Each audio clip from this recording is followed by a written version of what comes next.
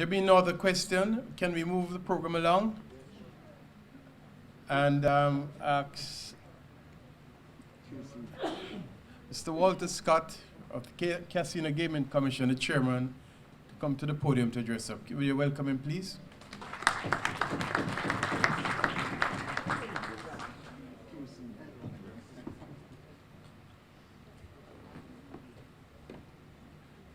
Honorable Horace Daly, Minister, Commission Chairman, ladies and gentlemen. Simply, this is my address. It runs some 12 pages. I'll put it away because I suspect there are going to be far more questions that will need to be answered than to hear a pre-prepared address. So may I just give you 4 minutes of background out of the 20 minutes, and then feel free to ask whatever questions you have in mind. In or about March 2003, the Honorable Fitz-Jackson, who was then Minister of State in the Ministry of Finance with responsibility for the gaming industry, tasked me in my then capacity as Chairman of the Betting, Gaming and Lotteries Commission to begin the groundwork for the introduction of casino gaming in Jamaica. Minister Jackson and I went to the New Jersey Gaming Commission, Gaming Board of the Bahamas, all over, did the research, did the stuff, and all I can tell you is that in June 2010, the Casino Gaming Act was passed. In 2012, the first set of regulations were passed. Last year, the government of Jamaica, through the Ministry of Finance, opened a window for applications. The application deadline was extended to November 30. In early December, the tender box was opened. Applications were received, and applications are now being processed and reviewed. The industry in Jamaica is based, legislatively that is, on the Singaporean model, which is simple. Casinos have to be tied to a hotel. It's called an integrated resort development. The Casino Gaming Commission, as its statutory remit, is to regulate in a very robust and aggressive way the management of casinos. The Ministry of Finance has established a process for the review of these applications. It has had a project consultant which is doing the technical considerations and review of the applications. The Casino Gaming Commission will review the casino aspects. The Financial Investigations Divisions will conduct the due diligence. When all of this is done, a report will be prepared. The Minister of Finance, in order to create a barrier of transparency, has set up an advisory committee. Those reports will go through the ministry to the advisory committee, which will review it, which will then make recommendations to the minister. The minister will then go to cabinet. All of this is expected to be completed by the last quarter of this year, and it is hoped once the successful applicants, if there are any, are identified, that by the last quarter of 2015 they'll be able to break ground. Now, two other items very quickly. The Casino Gaming Act says that every applicant for an integrated resort development order will have to construct a hotel with 2,000 new rooms, not pre-existing rooms, new rooms.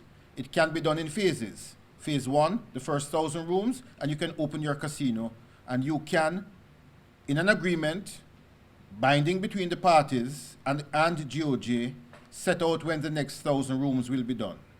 So it's not forcing the developer immediately to do 2,000. The first 1,000, you get to open your casino, you set a timetable with benchmarks for you to bring the other 1,000 on stream. That, in a nutshell, is what I will say, with two other things. I would not wish for Jamaicans to misunderstand the opportunity that we have now and the potential we have and what we can lose. Between 2003 and now, casinos have been opened, new casinos that is, in all of the ABC territories. Aruba, Bonaire, Curacao. There are casinos in Antigua, there are casinos in Puerto Rico. There's a brand new casino opening in the Bahamas, Bahamar. We are behind the game. There's catching up to be done, and we have to move with dispatch. Tremendous opportunities will be provided for employment in varying stages. There are the construction workers during the construction phase. A casino floor with, say, 50,000 square feet of casino space will easily, because it's being run on a 24-hour basis, generate 1,500 permanent jobs in the casino. You're going to need dealers, croupiers, cashiers, hostesses, pit bosses, supervisors, managers, security, the entire network. That provides a mass of jobs for ordinary Jamaicans. They are the attendant satellite things. You go to a place like Atlantic City. There's a community college there, Atlantic Cape Community College. The BGLC fellows know about it because they all went there and got trained in the early 2000s when I was chairman. It trains technicians for gaming machines. It trains dealers, croupiers, supervisors, everybody. They're the token companies that make tokens. They're the companies that are going to provide the IT infrastructure. There's a whole mass of jobs that are going to be available. Security. The ordinary security guard employed now under the umbrella of the Private Security Regulations Authority will not be able to provide the level of security required for casinos. So again, there's going to be a need for additional security, training, development, all of that. You have casinos. Why are people going to leave wherever they are and come to Jamaica? It's not going to be to go to a casino. It's going to be about the attractions and what is in the particular resort. So that leads to the development of attractions, that leads to the development of all sorts of other facilities. That, as I put it, will be the honey to draw the people to the facility. The possibilities are almost endless, but we have to grasp them now because there are aggressive markets within the Caribbean region that are moving ahead. That's the end of my presentation.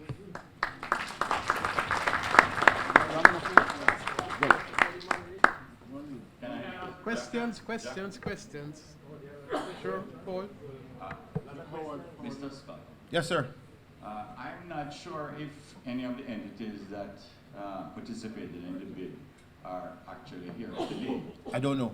However, under a previous administration, when the advent of casino licenses was broached or was set forth, there were exclusive zones that were identified. There are, parishes. may I just stop you, Mr. Ho? No. Simply.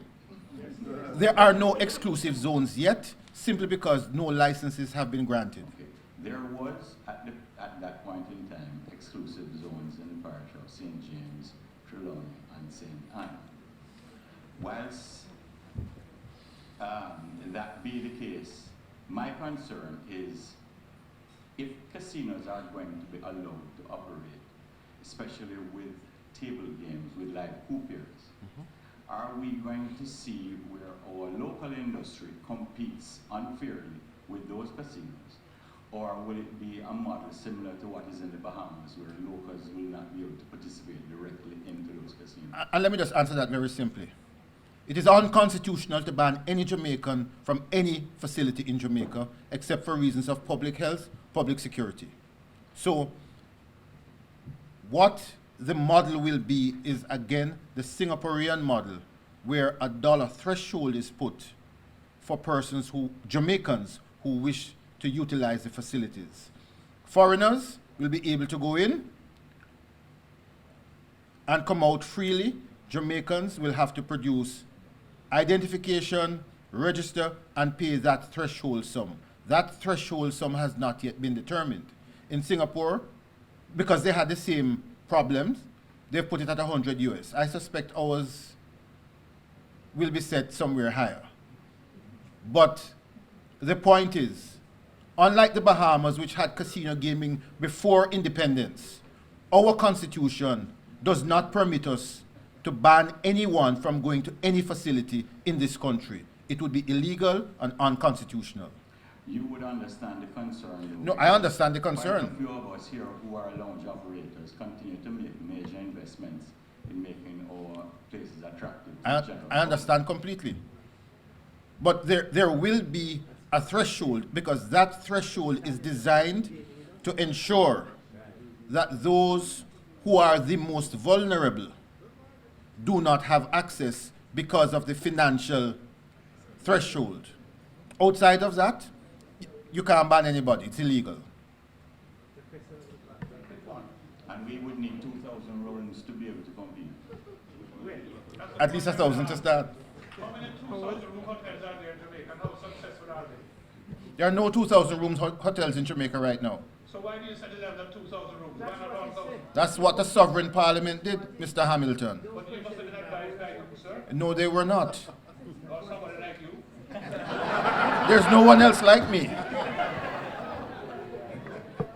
Hamilton, you know, I know you are a radical man who always try to buck the system. I've been dealing with you for many, many years.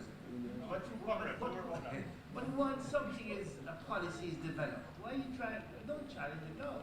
We feel that we would like to have casino in Jamaica. That's taken us a long time to take that policy decision. To put the political machinery at risk from the churches. Finally, the government said, let's go for casino. And let's open up the thing to see if there's any fit and proper company that can come in to put up these casinos. The experts and persons who are involved in this thing give us some guidelines. This is one of the guidelines, using a specific model. You can put down 1,000 rooms now, people say yes. You have an agreement with the Casino Commission / government when the other 1,000 will go down. You have to know that you have a market that you can market to come to your casino. It's your casino. Nobody will invest in building 1,000 rooms unless they feel there's a market. I don't think they're depending only on the Jamaican gambling dollar or the Jamaican market, no. And if you heard the comment from somebody else in Western Jamaica some weeks or months ago, they're saying, we have market, we have the airport here, we have this, we have hotels, just give us the license. To get the license, there's due diligence. We have an extremely qualified team who is doing assessment of these applications. We have a good chairman, we have a good board, and we as policymakers, we have given them a deadline. Do your due diligence and give us something by the last quarter of the year, so that those who are successful, if any, can start their work, who have interest in investing this money. That's all. And Howard, just to bear in mind, just one other thing following on the minister. Prior to the Spanish invasion, which began in the late 90s, we didn't think we could accommodate an additional almost 20,000 hotel rooms. We have them now. They have created new markets. One of the things that has kind of boggled some of the locals is that for the majority of the rooms in the Spanish hotels that have come on board, they are filled by charters, not people flying domestic. It's amazing what's happened. Capacity will grow. There was a time when I was chairman of BJLC when in 2003, if you think back about it, Howard, you were around with JLC. The size of the market was between 4 and 5 billion. Look at where it is now. That aspect doesn't bother me. The more important thing, I think, is that one, we have an opportunity now, which if we don't make use of now, we will lose now. Genting is about to expand its facility in the Bahamas. It's gotten permission to dredge, to build a bigger harbor, to bring more people over from South Florida. Everybody and their second cousin is thinking of doing something and moving.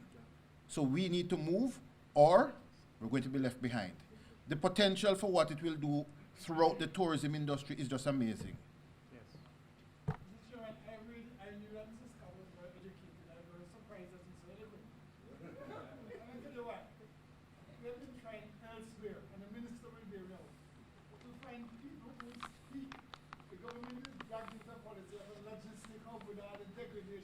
Parliament because we could not find anybody in betting and gaming.